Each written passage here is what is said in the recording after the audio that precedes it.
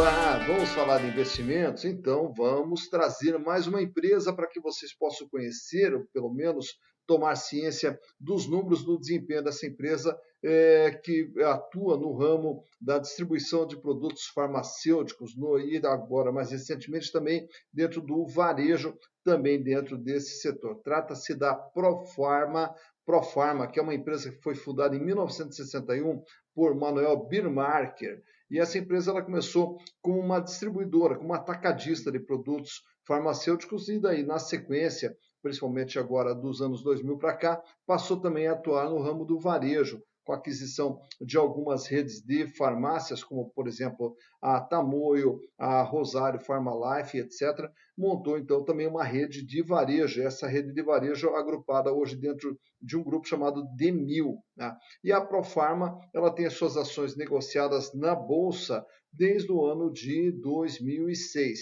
Então, para que a gente possa conhecer um pouquinho do desempenho dessa empresa ao longo desses últimos 3 anos, trazemos aqui para vocês os números extraídos do balanço do ano de 2020, comparando também com o ano de 2019 e o ano de 2018. Então vamos para as demonstrações contábeis da Profarma SA, balanço encerrado no ano de 2020, do 31 de dezembro de 2020.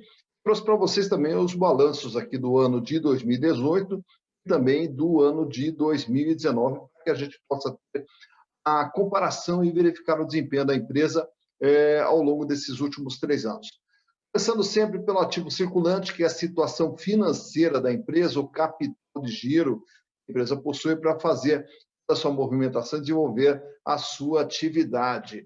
Então, no ano de 2018, o capital de giro totalizava 1 bilhão 953 milhões, e esse número aqui do lado, 67,6, ele se refere à análise vertical. Isso quer dizer, qual é a representatividade do ativo circulante no ativo total. Então, quanto que o capital de giro representa em todo o ativo da empresa? 67,6%.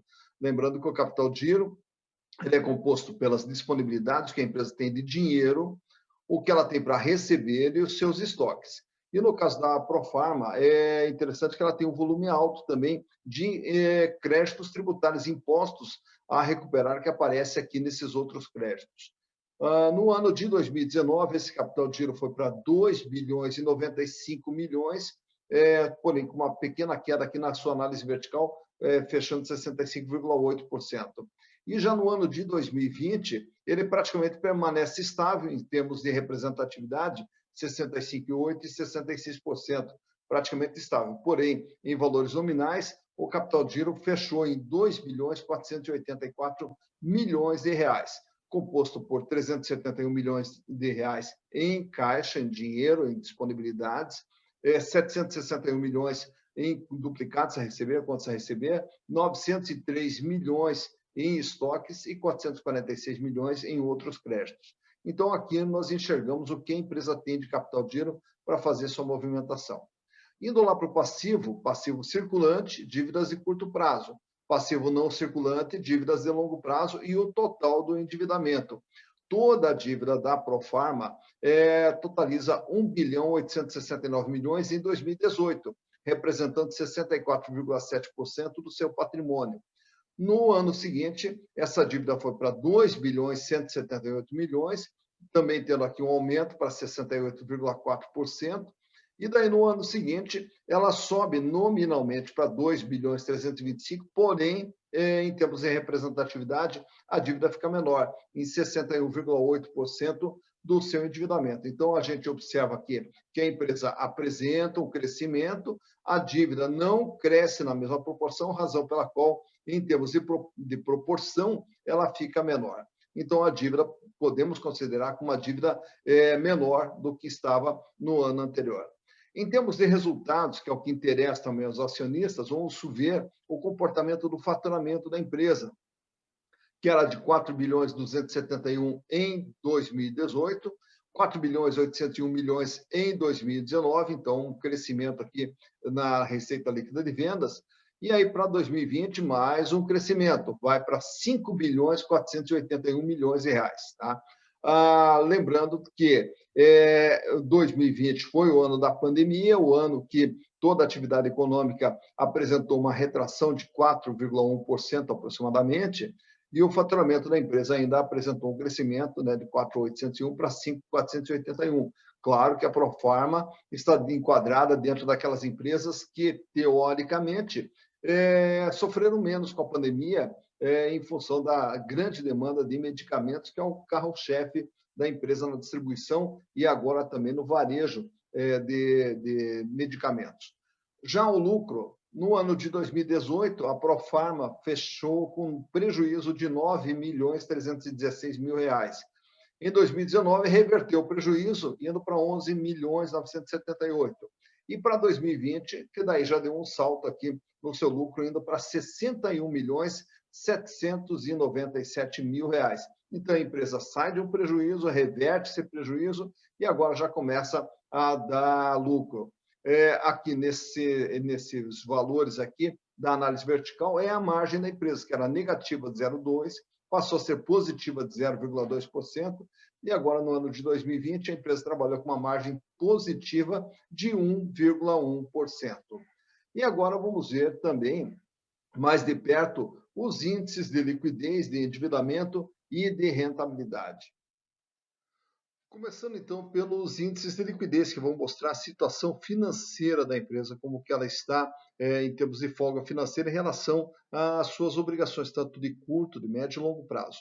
Nesse primeiro gráfico ali de liquidez, então nós temos do lado esquerdo a liquidez geral, que trata do curto e também do longo prazo, onde a empresa ela sai de um índice de liquidez de 1,10, apresenta uma pequena retração para 1,02 e agora se recupera fechando em 1,16. Isso quer dizer, para cada R$ 1 de dívida, a empresa dispõe de R$ 1,16. Paga e sobra um pouquinho.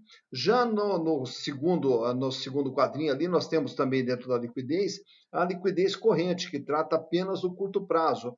Os índices de liquidez eles saem de 1,38, diminui um pouquinho para 1,33 e agora sobe para 1,61. Para cada R$ 1 de dívida, a empresa dispõe de R$ 1,61. Paga e sobra. Isso mostra o quê? Que a empresa trabalha com uma folga financeira e não tem perspectivas de ter dificuldades financeiras. Já no quadrinho do lado do endividamento geral, nós vamos ver o tamanho da dívida, que ela sai de 64,7% em 2018 para 68,4% em 2019 e aí apresenta uma queda para 61,8%. Isso quer dizer, a empresa reduziu o seu endividamento nesse ano de 2020. E agora vamos tratar também dos índices de rentabilidade. Então, nesse quadro, nós temos aqui a margem líquida, que é o que a empresa ganha em relação àquilo que ela vende, que era negativa, de 0,2%, né, no primeiro demonstrativo ali. Depois ela se recupera para 0,2% positivo, e aí fecha no ano de 2020 com 1,1%. Então, o quanto que a Profarma ganha em relação àquilo que ela vende? 1,1%. Já no quadrinho do meio ali nós vemos a rentabilidade do ativo, o retorno sobre o investimento feito dentro da atividade, que também sai de um negativo de 0,32% para um positivo de 0,38% e fecha 2020 com 1,64%. Também, então, esboçando uma recuperação. E, por fim, a rentabilidade do PL, que é a rentabilidade do acionista, que ela sai de negativo de 0,91% para 1,19% positivo e fecha 2020 com 4,31%, mostrando uma recuperação da empresa ao longo desses 3 anos. Portanto, está aí mais uma empresa apresentada para vocês, a Profarma SA, que passa também a ser mais uma opção, né, já que agora você já conhece os números da empresa, como que vem sendo o desempenho da empresa. Caso ela entre no seu radar, não esquece sempre que para comprar as ações, além de você verificar essa situação econômica e financeira, também vai lá na análise gráfica e veja qual é o melhor momento para você comprar as ações de uma empresa. E lembrando também que o código dessa empresa para B3 é o PFRM3, tá? Como está marcado aí também. E também se inscreve aqui no nosso canal, curta o nosso canal, manda também a tua sugestão com a empresa que você quer que a gente analise, a gente vai analisar, vai trazer aqui para vocês as informações da empresa de acordo com a sua sugestão, porque, afinal de contas, o canal Silas Negra é feito para você. Bons investimentos e até a próxima.